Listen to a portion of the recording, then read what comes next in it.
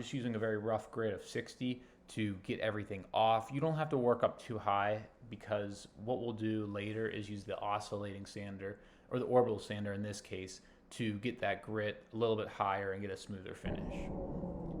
So here's a really neat side image of slow-mo. This is showing you exactly what's going on while we're sanding. So you're seeing how the higher levels of the board are actually being sanded off by this rough sandpaper, and this is actually giving us a nice, even, smooth board when we're all said and done.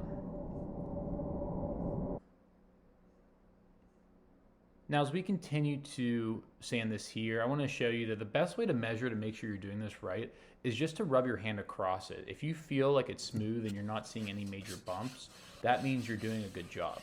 There's really no science behind this, just simple touch. So as I flip it over, you notice there's a lot more work that has to be done. This looks worse than it actually is because it's just paper that has been glued onto the board.